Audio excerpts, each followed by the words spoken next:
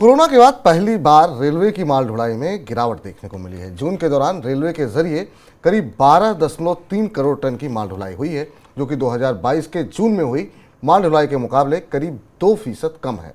उधर शताब्दी और वंदे भारत जैसी रेलगाड़ियों के जिन रूट्स पर रेलगाड़ियों में पूरी सीटें नहीं भर पाती हैं, उन पर रेलवे की तरफ से किराए में 25% तक की छूट दी जा सकती है। रेलवे बोर्ड की तरफ से शनिवार को जारी ऑर्डर में कहा गया है कि चेयर कार तथा एग्जीक्यूटिव क्लास वाली रेलगाड़ियों में यात्री सीटों के आंकड़ों का 30 दिन तक आकलन किया जाएगा और जिन गाड़ियों में सीटें 50% से कम भरी हुई पाई जाएंगी, उनमें यात्री किराए में 25% तक का डिस्काउंट दिया जाएगा। सर, अब जो ये डिस्काउंट देने की बात हो रही है, इससे वंदे भारत सफल हो पाएगी आर्थिक रूप से? दो खबरें रेलवे को लेकर और दोनों महत्वपूर्ण है। पहली खबर फ्रेट को लेकर है। जून के महीने में रेलवे की माल ढुलाई में गिरावट आई। कोविड के बाद ये पहली बार ऐसा महीना था जिसमें कि माल ढुलाई में गिरावट आई। और इसके साथ एक आंकड़ा और हम पैरेलल देखने की कोशिश कर रहे थे। भारत के एयरपोर्ट्स पर कार्गो की हैंडलिंग में भी गिरावट आई। यानी भारतीय अर्थव्यवस्था में जो सुस्ती की संभावना दिखाई दे रही थी, वो कार्गो के आंकड़ों से और माल ढुलाई के आंकड़ों से करीब से दिखाई देती है। जबकि जून के महीने में ये माना जा रहा था कि कोयले का परिवहन रेलवे से ज़्यादा हुआ होगा। तो ये रेलवे के खजाने के लिए, रेलवे की रेवेन्यू के लिए चिंता का विषय। अब दूसरी बात, वंदे भारत को लेकर रेलवे गहरी दुविधा में दिखती है। ट्रेन पर ट्रेन लॉन्च की जा रही हैं, जारी की जा रही हैं, उनको हरी झंडी दिखाई जा रही है, पर वंदे भारत में 40% 50% सीटें खाली हैं। उसकी वजह है कि वंदे भारत का किराया बेहद ज़्यादा है।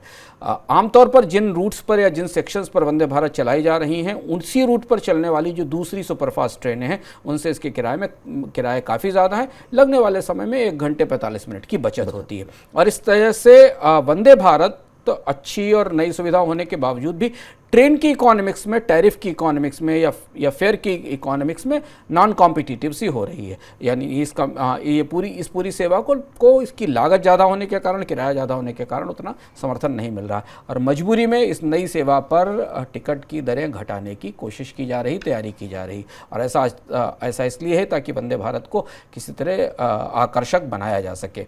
अब वंदे भारत एक दोहरी प्रतिस्पर्धा में फंस गई है। एक तरफ एविएशन सेक्टर है, जहां और कम समय लगता है, लोग अगर अफोर्ड कर सकते हैं तो वो दो बड़े शहरों के बीच विमान यात्रा करते हैं। दूसरी तरफ सुपरफास्ट ट्रेनें हैं, शताब्दी जैसी ट्रेनें, जो वंदे भारत से थोड़ा सा ज़्यादा समय लेती हैं। इनके बीच में आकर एक नई सर्विस शुरू हुई और इस नई सर्विस की भी आर्थिक व्यवहार्यता, इकोनॉमिक वायबिलिटी स्थापित नहीं हो पा रही। इसलिए नई ट्रेन में भी किराए में कमी करनी पड़ रही है ताकि यात्री इसमें बैठ सकें। फिलहाल ऐसे आंकड़े मिल रहे हैं कि 40 से 50% तक सीटें खाली जाती हैं वंदे भारत में। एक सवाल और सर, अभी जो आप बता रहे थे कि ये गिरावट जो माल भाड़े के अंदर देखने को मिली है, उसकी क्या वजह मान रहे हैं आप? माल भाड़े में गिरावट की दो बड़ी वजह दिखती हैं। एक तो ये कि अर्थव्यवस्था में मांग की कमी दिख रही है, जो इस क्वार्टर में हमें नतीजों के तौर पर दिखाई दी है। माल भाड़ा चूँकि रेलवे प्रमुख रूप से जो बड़ा और हैवी कार्गो वो कैरी करता है।